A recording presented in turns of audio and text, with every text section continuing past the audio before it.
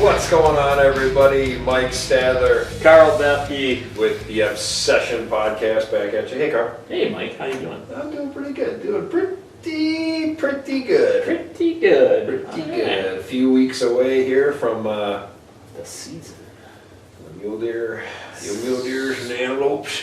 Yeah. Where they play there out west. Heading out west, heading to SD. Yeah. Gonna chase them out there. I'm gonna get my cowboy hat, my cowboy boots. Well, I'm not gonna. But No, I'm gonna you go out won't. there. Yeah. I'm gonna go out there. You are gonna be there. I am going. You're gonna wear a cowboy hat. I got one. I'll get it. I You know. go get it. I've seen it. You know it. I got it on I film. look good. Yeah, well, I did. I had that you on did. one. I'm gonna show it to you guys. I'm gonna share it right here so y'all check it I'm out. not gonna lie, I made that look good.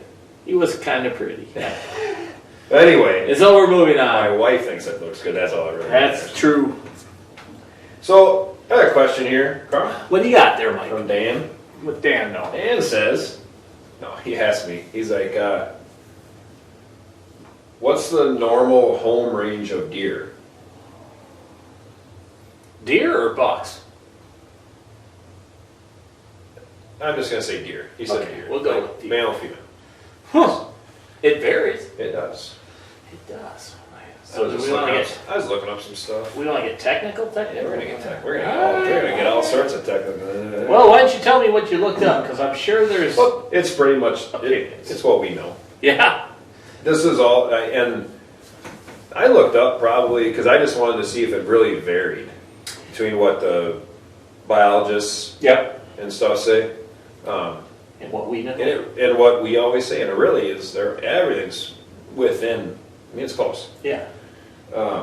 You know, obviously, depends on time of the year or Yeah. season. That's a huge thing. So it's not the same all year. Obviously, gender. Yep. You know, bucks and does are different. Yep.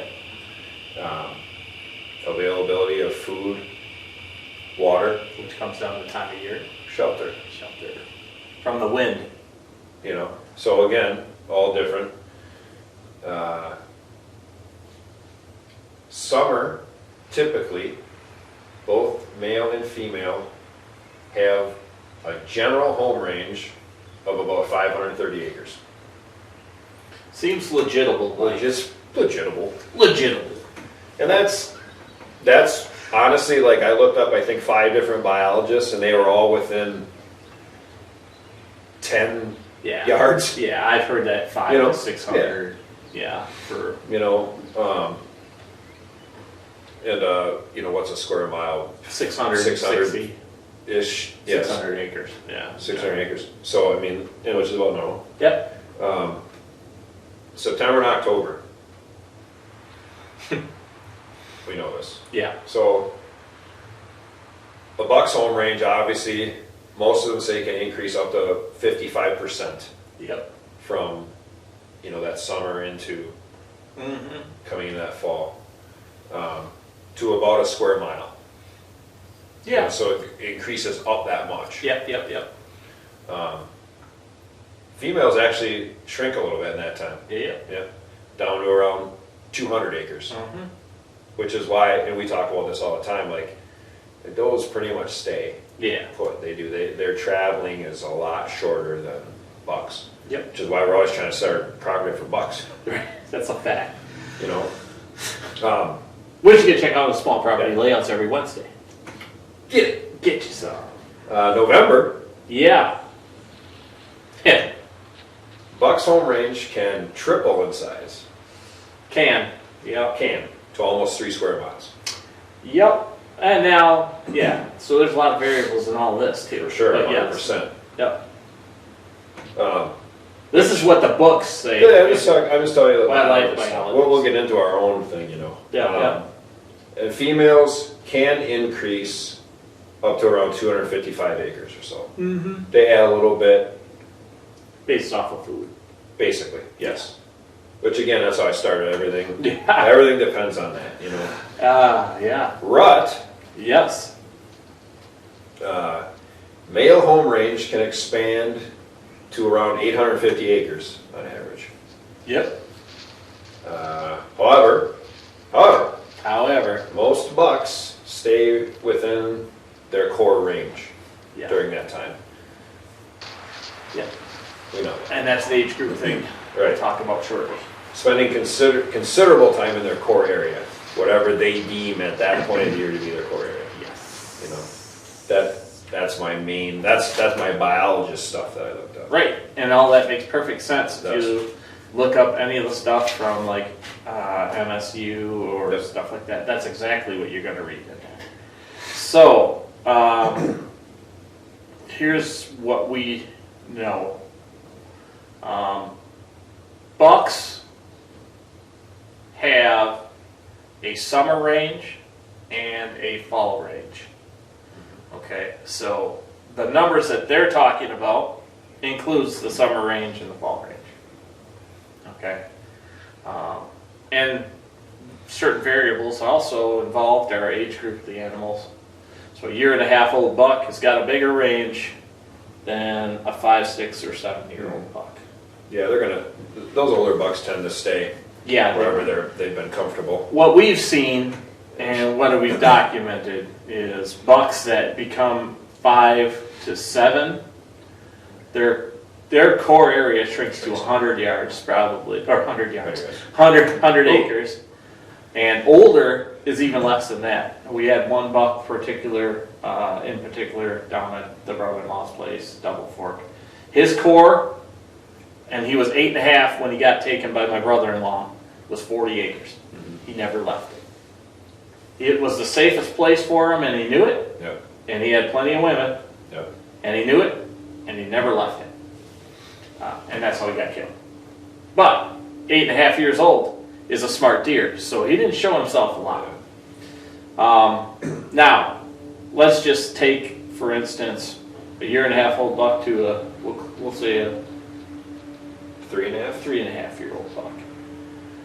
The 1.5-year-old buck, because he's little, is going to get displaced no matter where the hell he goes. Yeah. And the bigger 2.5, 3.5, 4.5, 5.5-year-old deer are going to move him around during the pre-rut and the rut. He didn't get a choice. No. He's like, the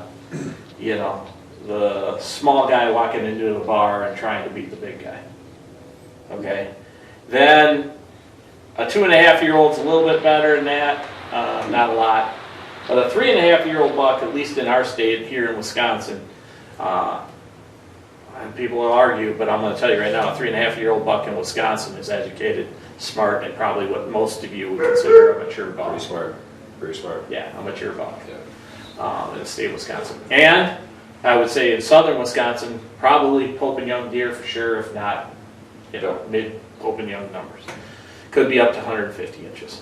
That deer, his core starts to shrink. That's where you get to the 100 acres and less type stuff. This is when, like you and I start to see these deer and we can start to figure out some of the same deer coming in and out, because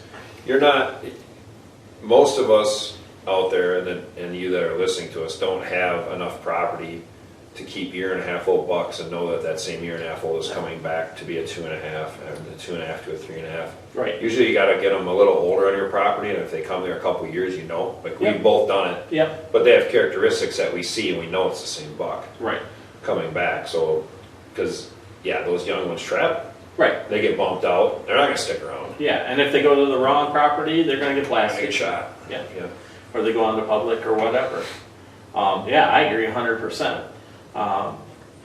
Honest truth, it's, between the 2.5 and 3.5-year-old age group, that's when we really start to be able to see. Once they get above 3.5 and they come back, we know which deer it is, 100%. So, but they shrink down to probably that 100, 120 acre range at 3.5, 4.5. It might get a little bit smaller. I usually think about 5.5 is when they really get tight. Yeah. And I'm not going to say they're easier to hunt because the core area is tighter. No, they're that much smarter. Yeah. They know it too well. Oh yeah, and they can avoid you. Because we all like to think we're the sneakiest thing in the woods, but trust me. Well, we can ride around in my property, your property most of the day. Yeah. And you're not going to see deer. No. They know where you are. Of course. I mean, unless you're actually bumping them out of where they're sitting. They're just going to watch it. Yeah. Sitting there. And, we always talk about it's not as big a deal bumping a doe because they don't go that far. They just No, don't. they're tolerant. Yeah, they're more tolerant. Does are going to be wherever the food is. Yeah, you got food, they're gonna stay. Yeah, yeah, and hence why we set our properties up for fall food. That's simple. Right. You know, we've got the food, so guess what? We've got the deer. You know, Mike's area's got a lot of cropland around, and when they start pulling crops off of the area around here, man, we get bucks coming. It's like in backing up a truck. Yeah, it's something. Because, you know, like I said, you know, that the corn and the beans come off, you know, we have corn, brassicas, and clover, Yeah, and turnips, and yeah, we've got everything they need. water. Good bedding, tight bedding for them. We set the properties up so there's doe bedding and buck bedding and mature buck bedding. And then our entrance and exits are set up, and we use them with great discipline. Yep. Because that's when you have a small property, that's how you keep deer on your property. You start blowing it out, walking through stuff, you're screwed. Yep. Because they're going to leave and they're not coming back. Yeah, I mean that's pretty, you know, home range for deer is, it doesn't really change a lot. Not for whitetails. Whitetails are, you know, a creature of habit Yeah, anywhere, yeah, that's a fact. any state. So it's, if you can figure it out in a different place you hunt them, it's going to typically be that way, Yeah. you know.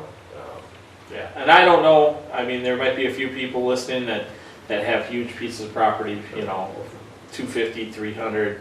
You know, to us, a 200 acre property is absolutely huge. You know, I mean, Mike's got a 40, I got 70 something. If you want us to come hunt, just let us know. Yeah, we're willing to help. But that being said, yeah, none of us, I think, can actually say we're going to be able to hold a deer on the property consistently all year. That's my view on it. Yeah, I mean, you know, we've seen some good bucks already this year early. It's August, Yeah. but I mean, it's August. I'm not getting cranked up Yeah, saying that's the deer I'm going to shoot Yeah, or I'm it's cool, hunting. but you know, it's August, Yeah. so we got a while to go yet before we'll be out there. So I mean, and you know, like we said, you go through the progressions of the months, and that's when the bucks in general start to change. Those are fairly constant, Yes. more than the bucks. The bucks are the ones that are moving everywhere. Sturgis says it the best. The does that are here today are here to stay. Yeah. And that's a They fact. are. That's a fact. Yeah. Bucks move in. Bucks are going to be moving in. Oh, and we're also firm believers, just throwing this out with this question, in the fall shift. So there's bucks that are a mile away from Mike's place or a mile away from my place that you could see on the fields and the bean fields or whatever else that are probably going to be on our property come the fall. Yep. So We've talked about that too before. Yeah. The fall. The shift. The old shifter. The fall shift. You guys can check that on some of the other past podcasts. But I think that pretty much answered the question. I think so. Thanks, Dan. Yep, Dan, we appreciate the question. If you guys got any comments or your views, put them right down here in the comments below here on YouTube. If you want to subscribe to the channel, hit the Reaper in the lower right-hand corner. If you want to listen to us on podcasts, you can check us out at Spotify, Google, Apple, iHeart, Amazon. RSS.com. Check our pretty faces out right here on YouTube. We appreciate each and every one of you. Check out Small Property Layouts on Wednesdays. Yeah, buddy. Triple B, and we have way too many antlerless deer. Yes, sir. So we took a few out. We'll show you guys the truckloads of deer. Truckload of deer. We seen together probably 30 antlerless, Probably pretty close to that, yeah. and then one giant bodied beast, One shooter buck. and then a smaller buck. So anyway, here's the end result.